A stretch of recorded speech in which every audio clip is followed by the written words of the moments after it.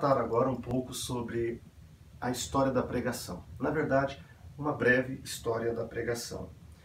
O Espírito Santo empregou muitas vozes no início da igreja. Lá no livro de Atos, a gente percebe que Pedro se levanta no dia de Pentecostes e prega a palavra de Deus de maneira ousada, de maneira positiva. Pedro era assim. A gente vê Estevão, na sua pregação, sendo um homem claro, um homem corajoso. A gente vê o apóstolo Paulo num estilo um pouco diferente de pregação, mais lógico, mais, digamos assim, com uma retórica mais afiada. Basta citar aqui o estudo da carta aos Romanos. Romanos mostra pra gente que Paulo era um homem bastante didático, bastante retórico, bastante argumentativo, era um homem profundamente zeloso. Então os pregadores do começo da fé cristã, sejam eles Pedro, Estevão ou Paulo, eles eram homens assim, ousados, corajosos, destemidos, claros, lógicos, zelosos. Porém, depois disso, vieram alguns outros homens também profundamente zelosos, que não receberam a sua mensagem diretamente do Espírito Santo, como os apóstolos canônicos, que até escreveram livros das Sagradas Escrituras. Os líderes da igreja, no primeiro, segundo, terceiro século, chamados também de pais da igreja. O que são os pais da igreja? São aqueles líderes que cuidaram da igreja após a morte dos apóstolos, ou após a morte do último apóstolo, que foi João. Então os homens que lideraram a igreja a partir da morte de João são chamados de pais apostólicos, né? Ou a era patrística, os pais da igreja. Quando a gente vê a pregação após a morte dos apóstolos, ou seja, a pregação nas mãos dos pais da igreja, a gente percebe por volta aí do primeiro, segundo, terceiro século que os cristãos escreveram a pregação, a história da pregação na tinta do sangue mesmo. A igreja foi perseguida, sofreram muito, mas eram homens destemidos na pregação. Por volta do quarto século, a oratória de púlpito, a oratória de uma tribuna, alcançou um alto grau de excelência. E a gente sabe disso porque nessa era chamada de pós-nicena, ou pós-concílio de Niceia, nessa era pós-nicena, Agostinho, entre 354 e 430, a média de tempo em que ele viveu, Agostinho ele foi um retórico convertido, ele foi um homem com um poder de argumentação muito forte, e ele estava aplicando a retórica, a argumentação de Cícero na pregação cristã. Então ele usa princípios de argumentação filosóficos na aplicação da pregação de púlpito. Agostinho foi um grande pregador. Podemos citar na época dele ainda Ambrósio. Ambrósio, por volta de 340 a 397 d.C., do seu púlpito em Milão, ele defendia habilmente, inclusive, podemos dizer assim, ele defendia habilmente contra a heresia ariana. Heresia ariana, só para você, talvez está começando esse curso comigo agora, heresia é uma distorção da verdade, grave isso, heresia é uma distorção da verdade. Por heresia ariana, nós estamos falando de um presbítero da igreja, pasme, um presbítero da igreja chamado Ário, que começou a ensinar uma heresia, uma distorção da verdade. Ele começou a dizer que Jesus não era Deus, Jesus era apenas um ser humano comum. Ele não era o Deus conosco, o Emanuel, Deus conosco. E essa mensagem nasceu de um presbítero da igreja. Essa heresia ariana, ela dará a fundamentação àquilo que hoje as testemunhas de Jeová dizem, né, de que Jesus não é Deus, que ele é simplesmente um homem. Bom, o Ambrósio combatia a heresia ariana do púlpito, com argumentos poderosos, né? Na mesma época, um tal de Crisóstomo, por volta de 347 a 407 d.C., Crisóstomo, chamado de Boca de Ouro, ele estava pregando com muita eloquência em Antioquia e Constantinopla. Esse Crisóstomo, pense comigo, o nome Crisóstomo significa boca de ouro. Não é o sobrenome dele, também não é o nome dele. Na verdade, não é uma referência de que ele tinha dente de ouro na boca, não era isso, mas é uma referência à pregação dele. Houve um homem chamado João, boca de ouro, João Crisóstomo. Eu fico tentando imaginar como que era a pregação dele, né? Porque para você chamar alguém de boca de ouro, ou seja, a profundidade das palavras com que João Crisóstomo pronunciava devia ser palavras maravilhosas. Ele com certeza foi um grande pregador da história da igreja. Então estou mencionando aqui Pedro, Estevão, apóstolo Paulo, Agostinho, Ambrósio, João Crisóstomo.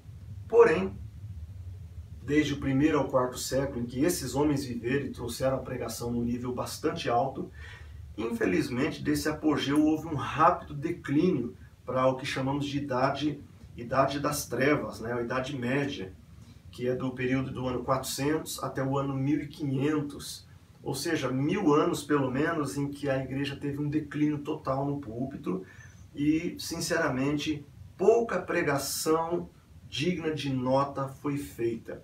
Esse é o período onde surge o catolicismo romano, gente. Tá? Desde a conversão de Constantino, né?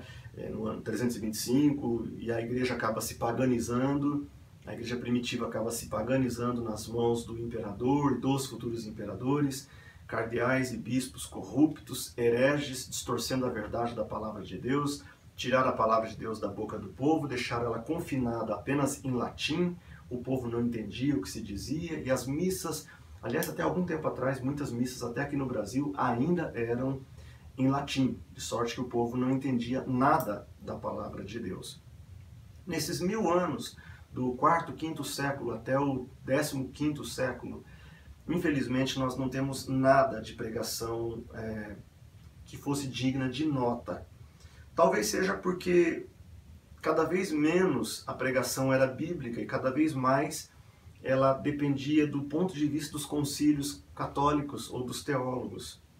Aí, reforçando essa crença, está o fato de que, quando no ano 1517 surgiu a reforma protestante com o monge Martinho Lutero, e ele traduziu a Bíblia para o alemão e voltou a colocar a Bíblia na mão do povo, e cultos onde o povo podia entender o que se ensinava da palavra de Deus, o culto deixa de ser em latim, e a reforma protestante nasce em 1517, a verdade é que os reformadores trazem novamente, após 1000 anos, colocam novamente o púlpito num alto grau de excelência. Os reformadores, sejam eles Lutero, João Calvino, John Knox, John Wesley, Savonarola, fizeram uso da pregação para expor seus pontos de vista e incentivar os seguidores. Então nós tivemos a igreja primitiva muito poderosa na palavra, nós tivemos os pais apostólicos muito poderosos, Crisóstomo, nós tivemos homens poderosos na pregação.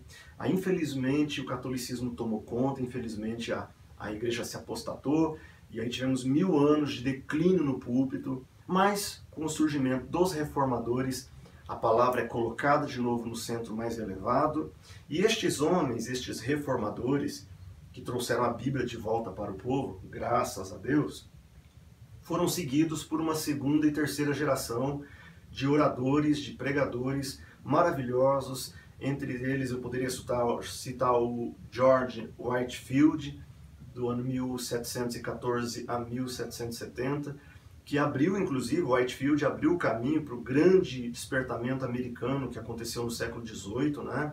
O George Whitefield teve total ligação.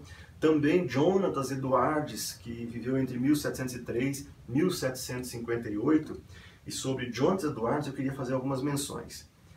Ele ficou conhecido por uma pregação chamada Pecadores nas Mãos de um Deus Irado.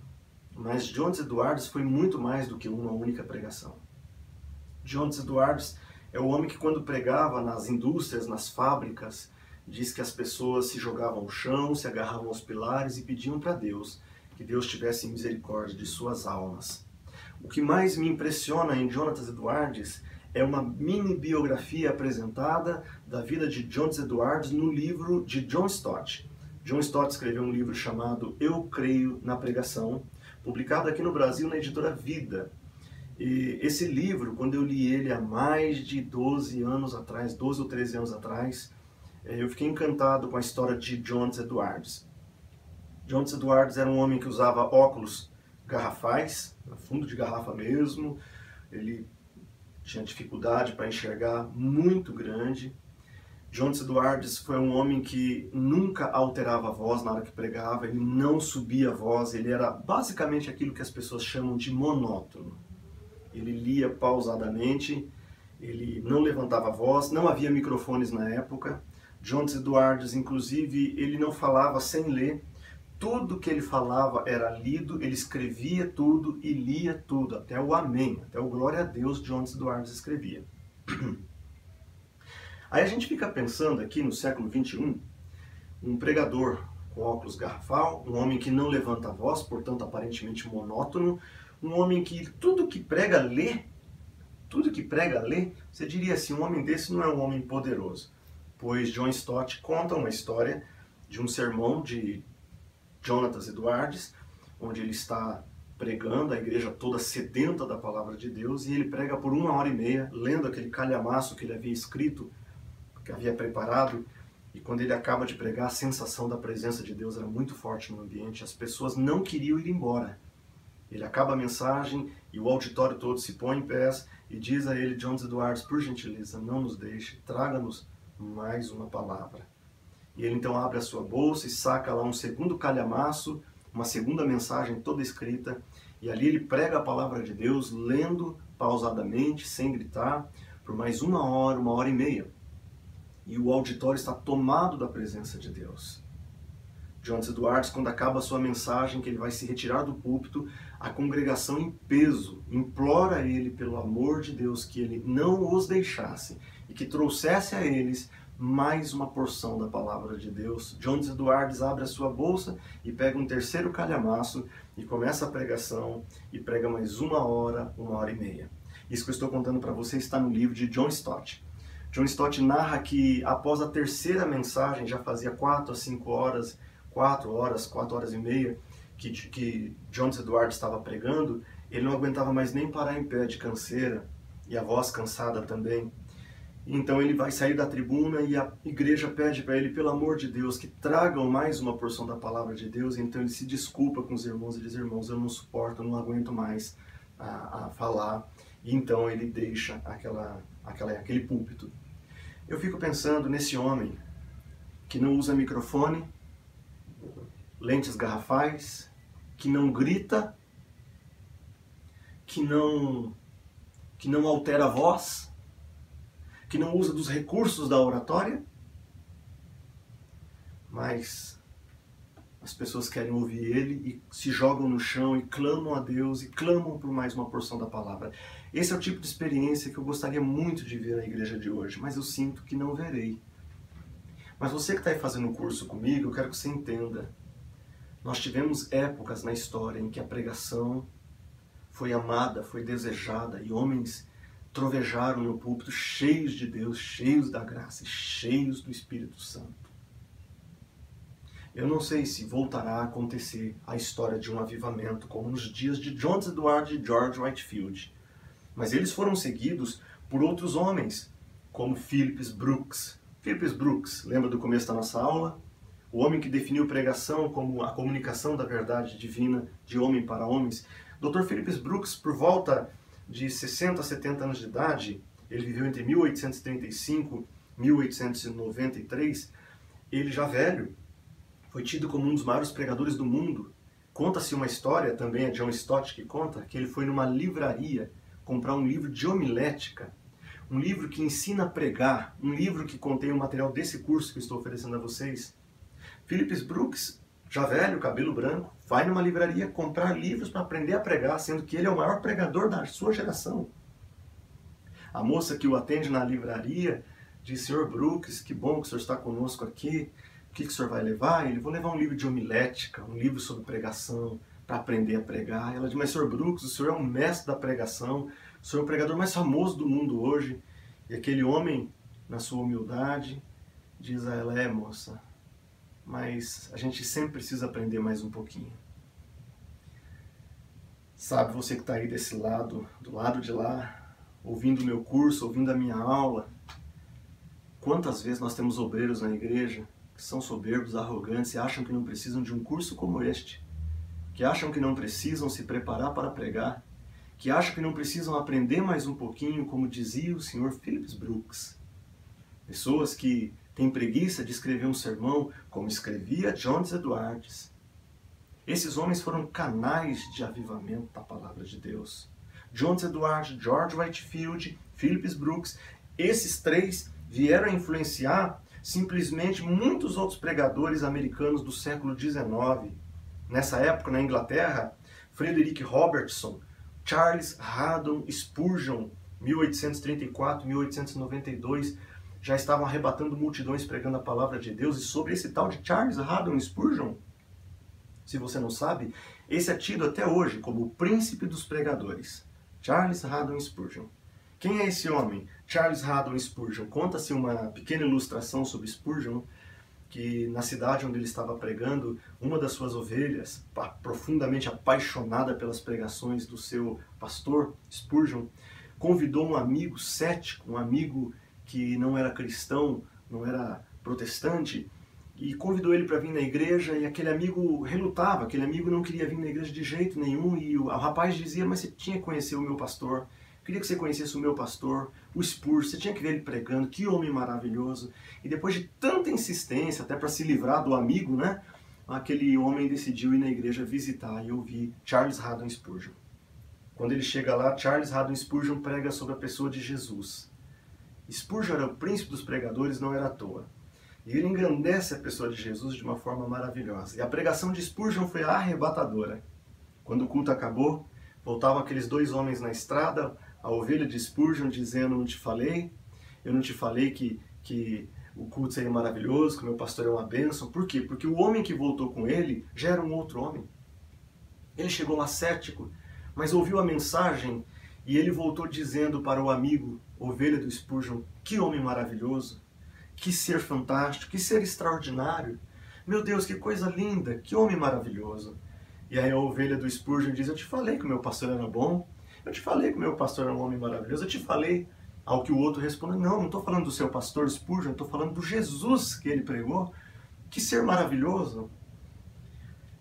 Esse era Charles Haddon Spurgeon, irmãos. O homem que quando falava de Jesus, engrandecia Jesus, e as pessoas ao ouvirem Spurgeon serviam a Deus, engrandeciam a Deus.